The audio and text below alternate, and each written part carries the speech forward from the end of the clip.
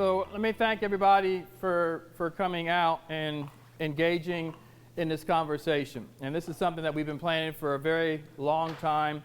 We are excited not just to be doing it on Facebook Live or videoing it. We've done so many Facebook Lives over the last year that we're excited for the first time to get back out into the community and have town halls.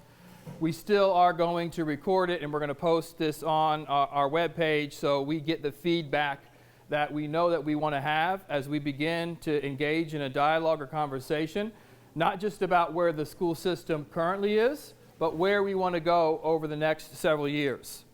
So just to kind of set the tone, tonight's a conversation about, the last year, what we have accomplished, challenges we have gone through, and then really pushing us to just not some short-term actions or things that we've done in response to a reality that was previously existing, but how do we create an organization to ensure that we are going to be best by all kids, that we create an environment that ensures every single student who enters our schools has the opportunity to fully identify their potential and then empower them with the skills and the ability ultimately to spend a lifetime fulfilling that potential. So we've done some things in response to a reality that we walked into. And I always begin this conversations with this slide. This is a slide that talks pre-COVID. It's probably the best way of looking at this slide. We always compare ourselves to Martin County because Martin is very similar in all aspects, size, demographic, very similar. When you look at Martin County, you can see in terms of A and B schools, there's 85% A and B, 51% here in Indian River County.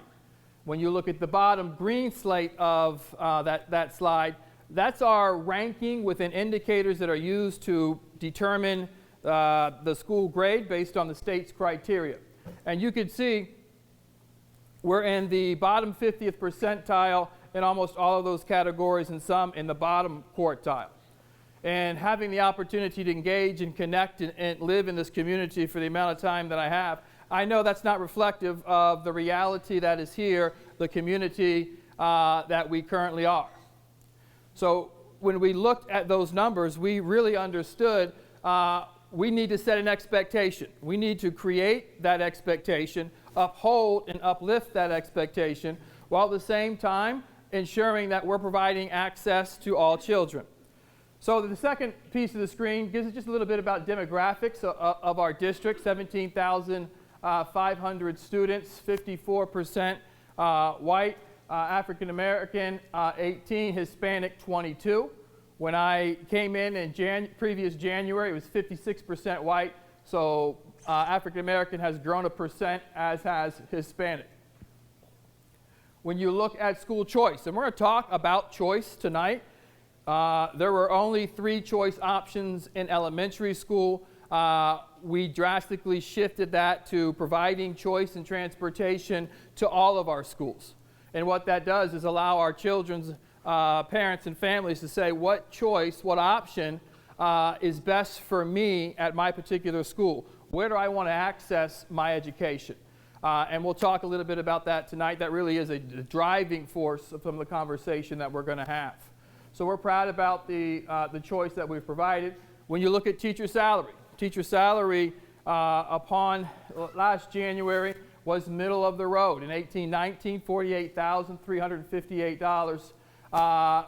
Negotiate a 3-year contract. 3-year contract is something that we haven't had in our system for a very, very long time.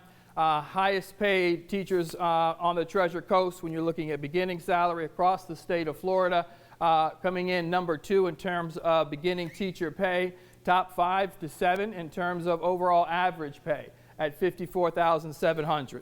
So we knew if we're going to begin to transform and provide a district that meets the needs to all kids, we needed to start with some simple systems and structures that we put in place. And what was initially driving those short-term responses to that reality was what we called our transformational impact. These are aspirational impacts that we problem solve to identify as we go through our problem-solving process and we begin the creation of strategic plans. What needs to be at the forefront? What needs to be in our heart and minds as we drive this work? And we came up with these transformational impacts. And they continue to be a driving force in our system today. All students are accepted and included within our school community. All classrooms are designed to meet the needs of 21st century learners. All students have access to programs that support their talents and interests. All employees are respected, valued as part of the innovative workforce. And all students graduate and are prepared to be global leaders and innovators in our future. So that has been driving our work for the last 18 months. All students feel accepted, included within our school communities. That's foundational to learning. We're going to talk about school designs. We're going to talk about grade configurations. We're going to talk about school choice. But if a child doesn't walk into a classroom and feel safe and feel comfortable and feel embraced, he's not or she's not going to learn.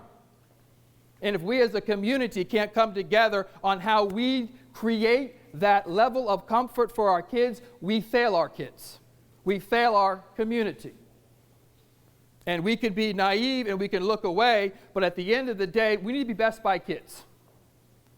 We need to create a school system that treats people as people, children as children. And we wrap our arms around them regardless of their political views, regardless of their religion, regardless of anything. But because of who they are, because of their last name, because of how they were raised, those are their ingredients. And we love them. And we want them to feel safe and embraced in this school system. And that's really, really easy to say. And it's really, really easy to walk that in order to ensure that's the environment we're providing for our children. That's the goal. Everything else becomes secondary.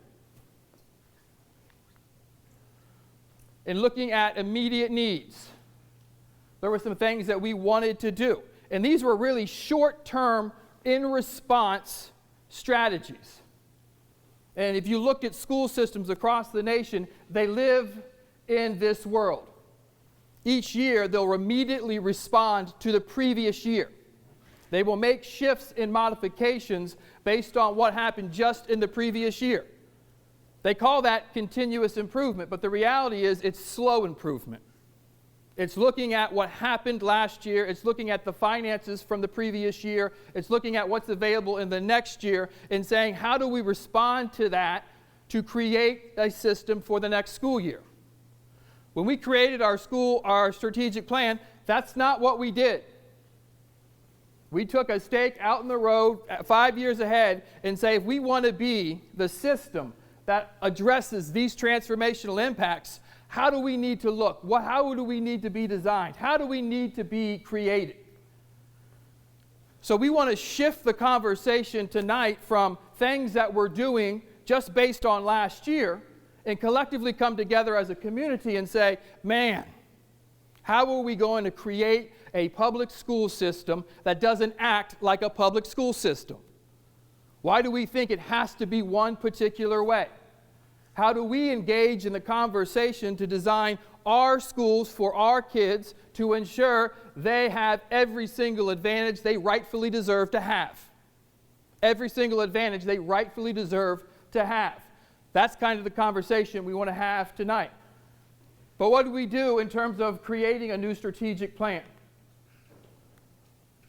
First, we wanted to recruit, retain, and ensure we had the highest quality instructional staff. COVID shut down our school system, but it didn't shut down our learning. We engaged in a 10-week series with our principals and assistant principal around the Florida principal competencies, engaging them in the conversation and dialogue around what it means to be an instructional leader, what it means to be able to lead your schools. How do you engage in difficult, complex conversations? How do you create environments where kids can be successful? We continue to invest in ourselves in order to ensure that we can provide our community with the world-class best principals and assistant principals in our system. Increase teacher salary, which I've already mentioned once. The number one job in this county is a teacher. We needed to ensure that we treated them and respected them in terms of the salary, because we have a high expectation on what we want them to do in terms of working with our children and investing in our children. So we need to ensure that we respect that with pay. Just don't have words, but really begin to pay them. Instructional coaches went out and invested significantly in continuous, on-the-job, on the site, at the school, every single traditional school, instructional coaches in reading and math. 100% of their time spent in school directly supporting teachers, coaching them, modeling lessons, disaggregating data, planning lessons. Not some PD you go to at the end of the day when you're exhausted because you've been investing in your kids all day, but each and every single day the opportunity to connect to an instructional expert to grow the craft of teaching. We included that in our particular schools. 21st century learning environments. Significantly invested in laptops. Passed out over 8,000 laptops, Mr. Fagan? Yes, sir. And we're going to process of getting them back, cleaning them up, and giving them right back to the kids so they have them for the summer. Significant investments ensuring that classrooms are just not seats and desks in rows where children are working independently, but they use technology not to Google an answer, but to use it as a tool to define future problems that need to be solved. Use it as a tool to communicate with other children in order to ensure they know how that technology, regardless of the job or the career that they're going to have, it's going to include technology. And we needed to make sure our classrooms prepare them for that success and they have that skill set when they move on. We also knew when children were coming back from the pandemic, when we closed and we opened it, 62% of our students back, and we're proud of that particular number. The state opened up around 41%. So we're 20% above the state when we opened up our schools. But we knew we can't wait to offset the loss in terms of the time that students were out of school. So we began what we call A2, acclimate and accelerate. Acclimate was to ensure when children walk back into a school after being gone since March, we were intentional about how to care for them, accept them back into this environment. Understanding not only are they coming back to school, which is always nervous, they're coming back with these new systems and these new procedures that are in place. That takes time and intentionality to ensure, because like I said, if they don't feel safe and comfortable, they're not going to learn. So we began to ensure that they felt comfortable in our environment. That drastically increased the number of students that were able to return.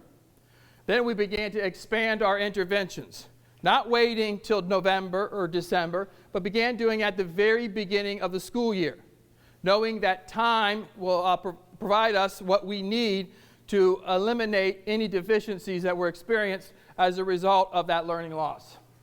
And our third was psychological physical safety, which we spoke about once. We increased social emotional support. We added success coaches in our secondary schools. We added an additional school counselor at our middle schools.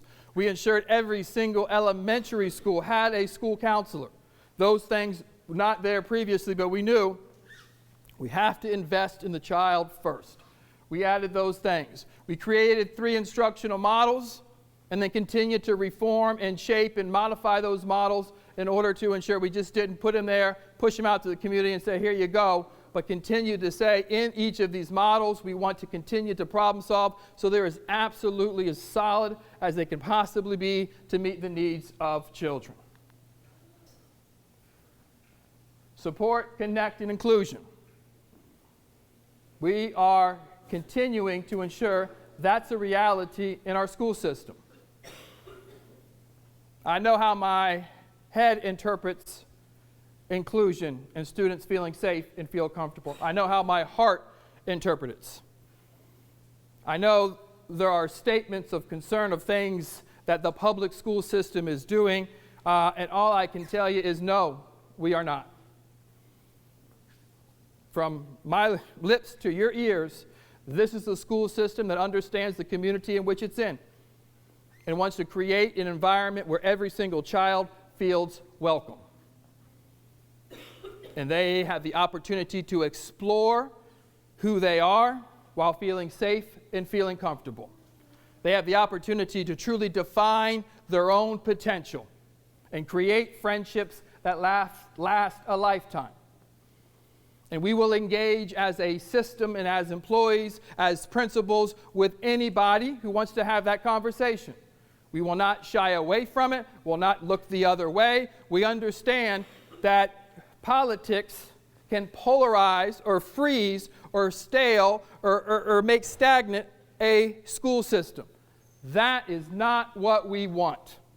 We understand the reality in which we live in, but we have to address the reality in which we live in. We have to engage in the conversation so everyone in this community, this is a community school system, feels safe and comfortable with what we're doing. Not going out and selling all kinds of things that are half-truths and wrongs, but telling the truth and engaging in the conversation. I'm here. I'll engage. Mr. Meyer is here. He'll engage. Mr. Bass is here. Your principals are here. Engage the conversation with those who are willing to create a school system that every single person can embrace. Don't divide the community, unite the community, and allow the school system to serve as the network that pulls a community together. That's the power of what a public school system could be when a community thinks, we're not going to treat it like a public school system. That's how we want to engage. That's how we want to connect. Is it easy? No. Is it complex? Yes. Is it difficult? Absolutely. Are we going to shy away from the reality that we want to create for our kids? The answer to that question is no. Every day of the week and twice on Sunday, no. We're here to engage and connect anywhere, anytime, any place. So engage with me. Almost went down. Engage with the team. We want to make this right. The only way we make it right is dialogue and conversation, back and forth, community, understanding, listening, exploring, and creating. So at the end, you're going to see two different series of questions. And this is one question in series which kind of closes some responses and asks for some feedback regarding the first part of some of those immediate responses. This isn't the only opportunity that the community is going to have to provide feedback. Like I said, we're going to record this. We're going to put this out. We have school climate survey that we can look at. We're going to be intentional in some of these areas and seeking additional information. But this is just a first stroke. And I wanted to kind of set up how we're going to push this information out. In that QR code that you have, that's an opportunity. Take a picture of it. It'll pull up the screen, and you can complete the survey at the end. But we want to look at some particular areas here. My student attends and provides a warm and welcoming educational environment for my students. That's foundational. We want that input on the things that we've done just in the first year after COVID. My students are receiving a high-quality education, an education that ensures that they are more prepared and ready than students in other counties. That's what we need to do. My students are learning social and emotional skills needed to be successful in the future. We need to ensure our students can navigate and find success in every environment, whether it's in a classroom, whether it's in a community, or in a public university somewhere, or a place of employment. Social and emotional skills ensure that can be the success. And would you be comfortable with face coverings being optional, except on transportation beginning in August of 2021? Let me say that. Our goal, we're working towards not having masks when school starts, being optional. That's where we're going. That's the conversation that we're engaging in. Is it hard? Is it complex? Are we looking at the entire community? Yes. The desire is, you'll record it? The desire is to be mask optional when schools are open, given the fact that it is the safe place and the right decision for our community. Those are asked. Now I kind of want to shift to long-term planning. So those are some reactionary things that we did to get our school system up and running in the midst of a pandemic, never taking our foot off the gas pedal in order to ensure that we're doing what's in the best interest of children. But we have to begin to think differently and think longer down the road if we're going to be ready. Right now, we don't have all the options we have. So we went out to look at what would be our master plan. If we wanted to create a world-class system, we know we just can't think 1 year out. We got to think multiple years out. And we need to be able to consider multiple factors as we begin this thinking. So we're going to look at a facilities master plan. Our number one resource in our school system are our facilities, and how those facilities are being used is significant in the success of children.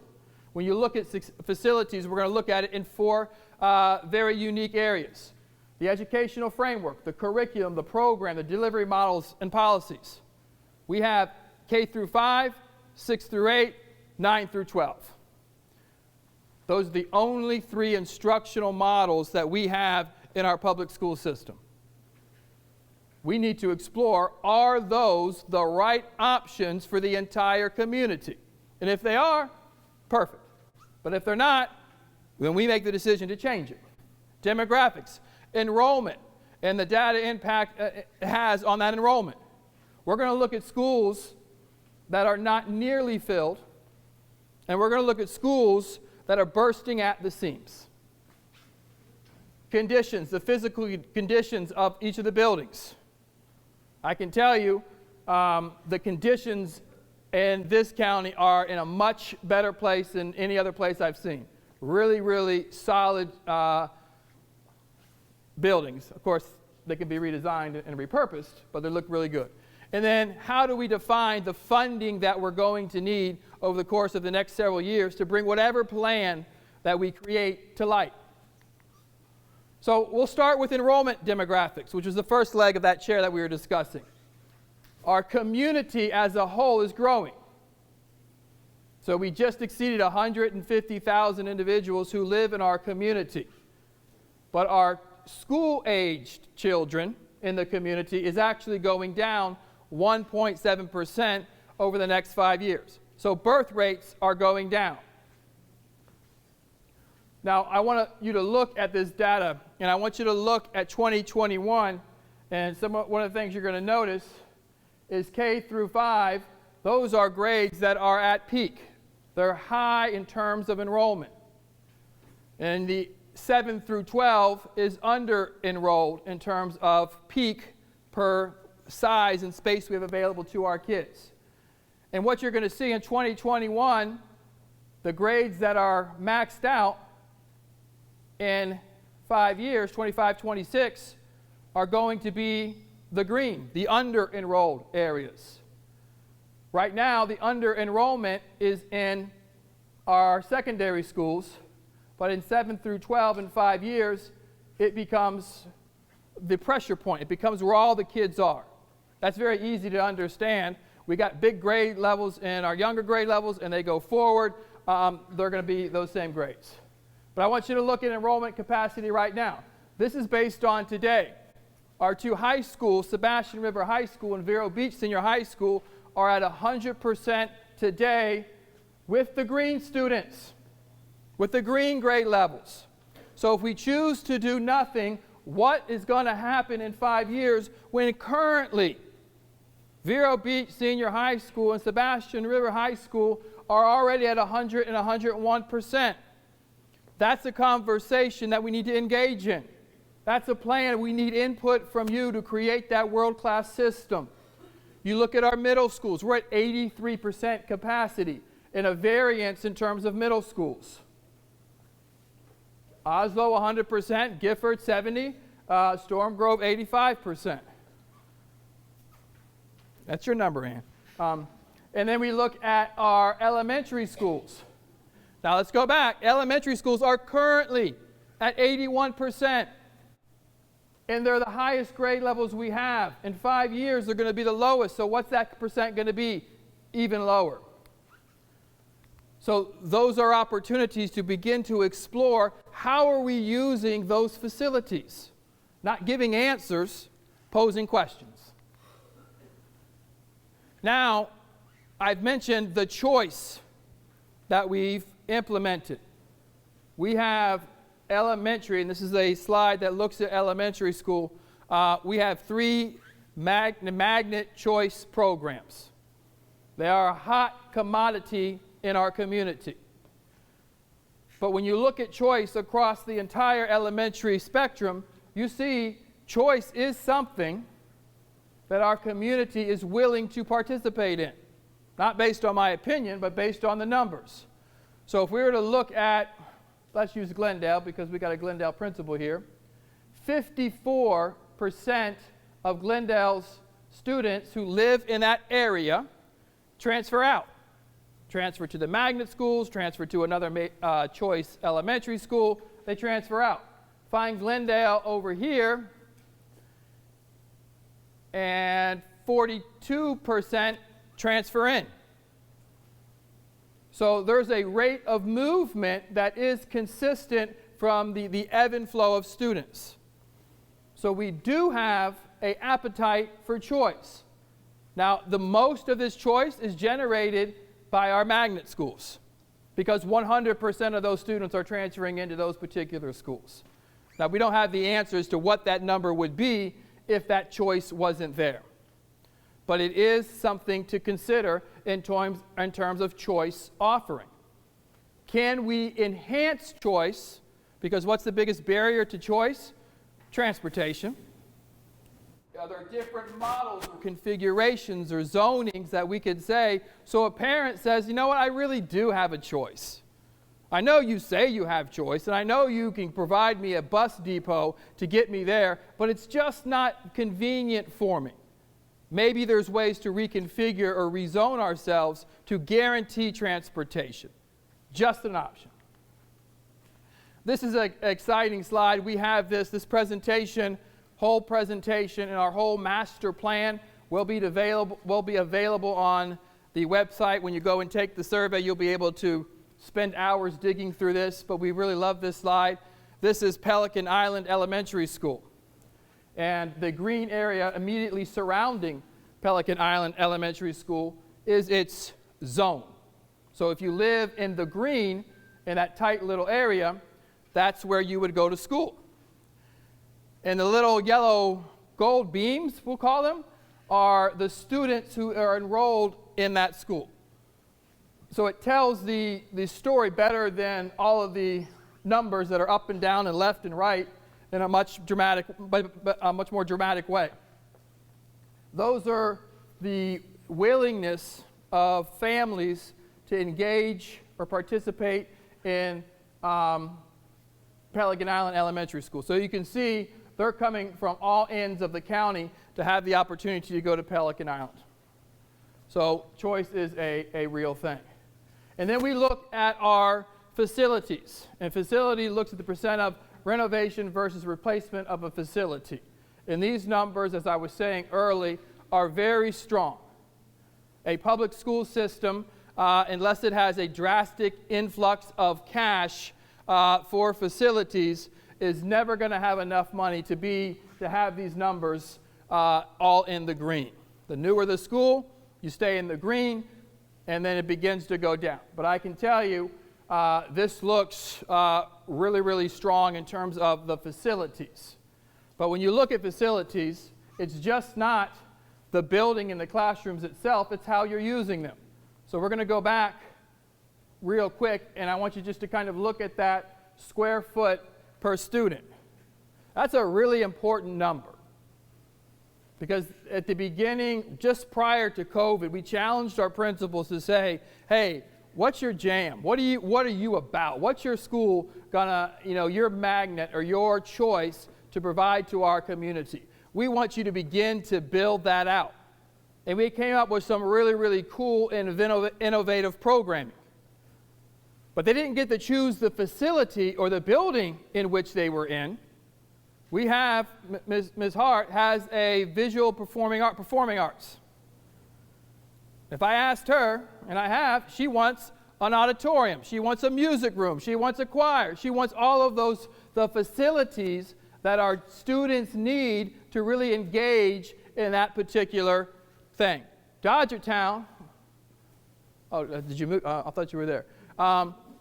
STEAM, they want to transform and began the process of moving the media center into a, what did you call it? A STEAM Tech Lab. Okay, let's figure out how to fund that, because that is a space or a better way to use a facility. I'm not saying get rid of media centers, but that is a way to ensure students have what they need to really engage and connect into that choice option. So I say all that to go back to right here. We did that one. These are our programs. So I say that just to allow you to look at some of the choice programs that we have, that we're proud of, but then question ourselves if we're really going to have these programs. And they're really going to prepare our kids. We're just looking elementary. Do we need to support the principals with the resources they need to create the facility space really to get the job done? Just not doing it reactionary, but making sure that these programs across the county are relevant, are meaningful, lead to employment, are current, but at the same time aren't done on the cheap or in a regular classroom. If we just go back 1 year and say, oh, let's fix it, then we're never going to get where we want to go. So let's look at some of the problems we've presented. We just presented data and numbers that allow us to begin the conversation over the course of the next year on how we fix it. And at the end of the day, all I'm really asking for is your consideration, your thought, your input on what things we can possibly do, our level of comfort as a community. So when we make recommendations to the school board, they have a level of comfort that it represents the thinking and the belief set of their community. So nothing's happening in the immediate future other than collecting information over the next 2 months and then reporting it back and then coming up with recommendations while continuously engaging the community in that conversation. So demographics enrollment. We have decreased percent of school-age population. Stable but lower birth rates. Smaller enrollments replacing larger enrollments. That's the elementary, that's large now. Going to be small, or smaller is going to be large.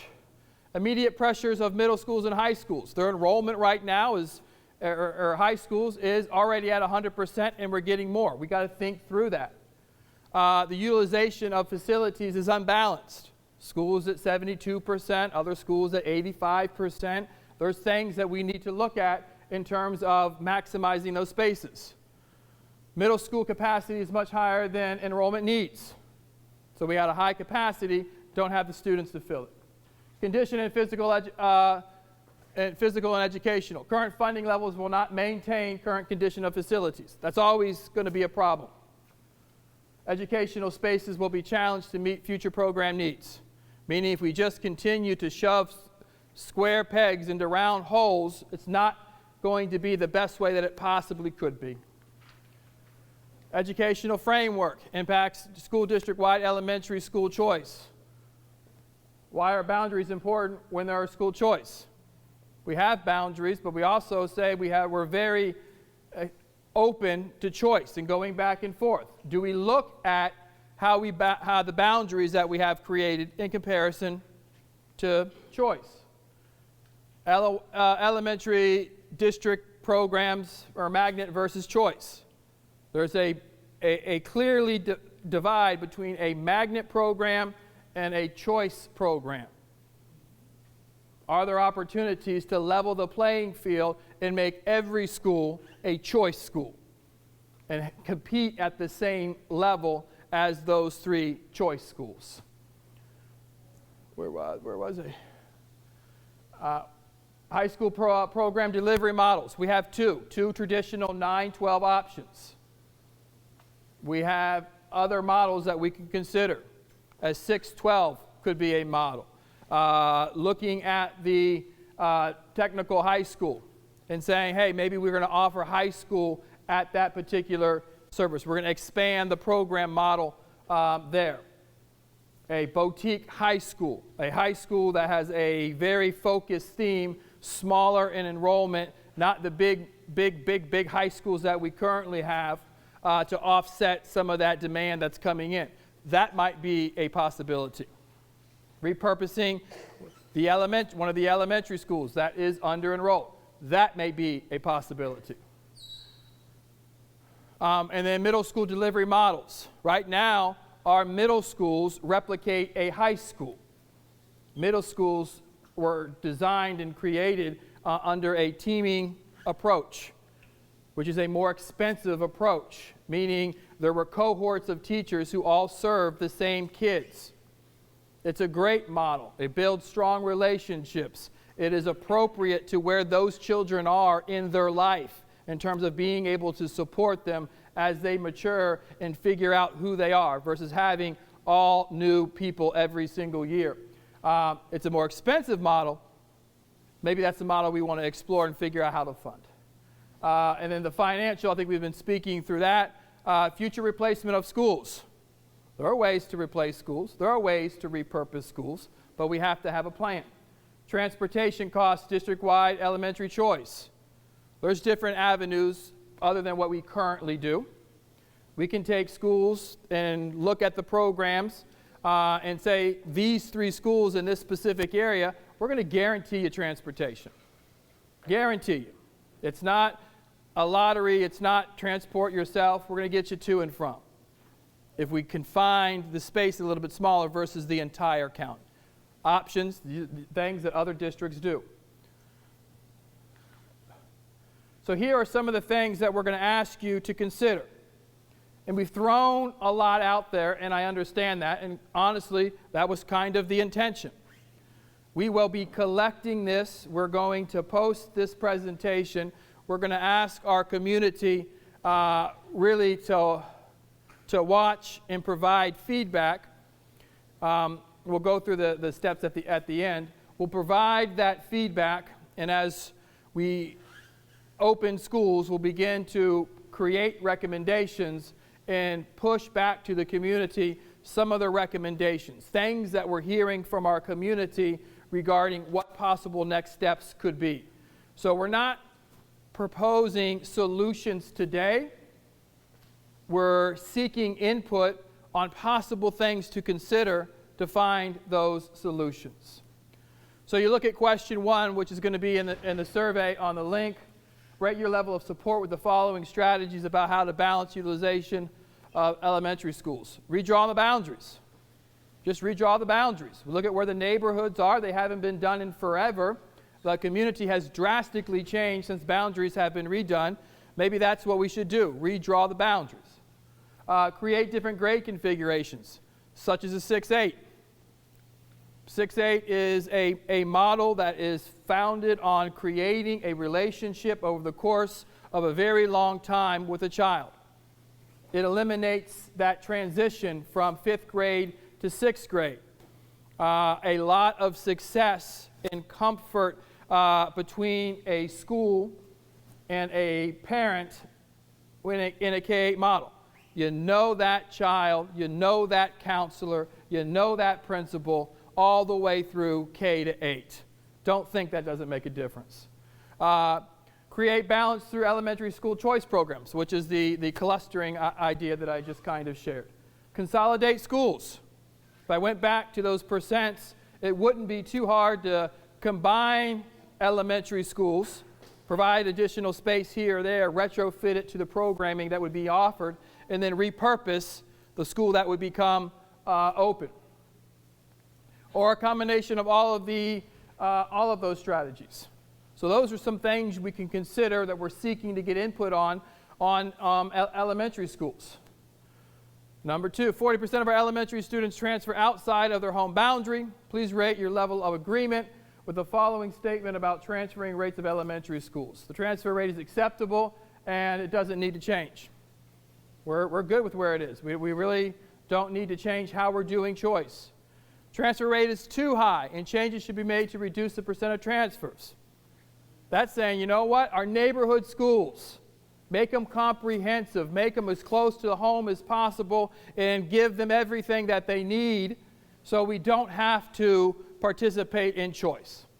Build those programs where they currently are. Create boundary zones, which I've spoken about a few times, so students can have choice but remain close to where they live. Relationship with principals, relationship with counselors, still get transportation.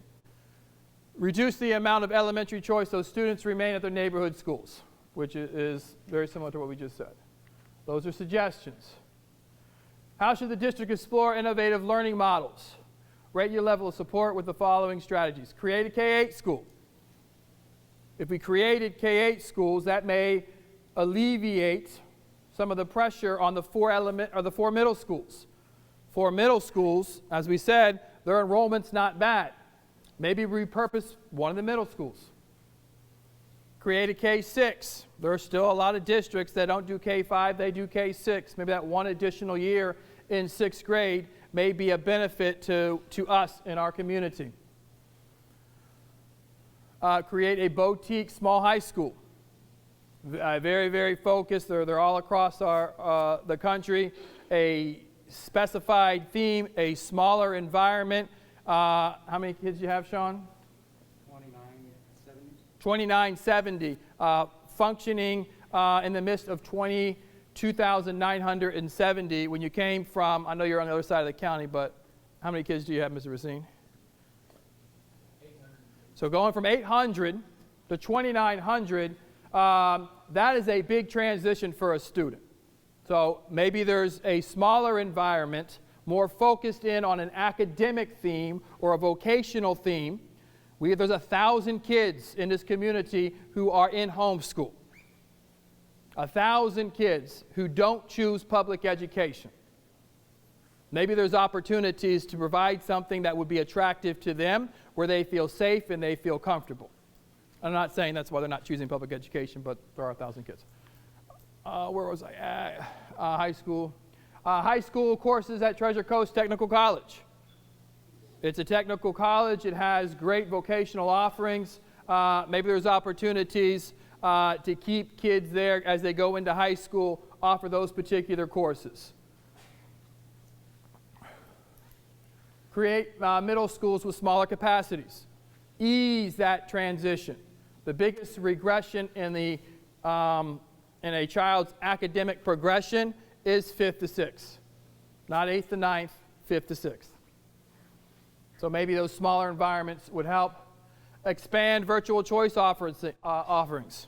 So we're just coming out of the pandemic. We're having a Facebook Live where we're telling our community that the models that the state has allowed us to offer, virtual and transitional, we will not be able to offer next year because those executive orders that gave us the authority to do so are expiring. And those students are going back into the brick and mortar unless they choose to go to Indian River IR Virtual, which is a program that we currently have. Maybe now there are students and families who really are engaging or connecting to that virtual space, and we need to continue to grow that. We know we need to grow it, but maybe we need to continue to grow it even more.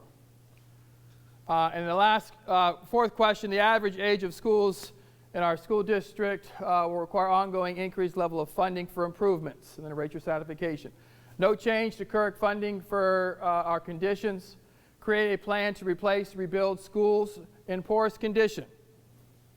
Maybe there's opportunities to phase out schools and repurpose schools. That would be something that we would need to consider. If possible, reduce the number of schools. Repurposing the facilities. Create a plan to increase funding for conditions and educational improvements across the district.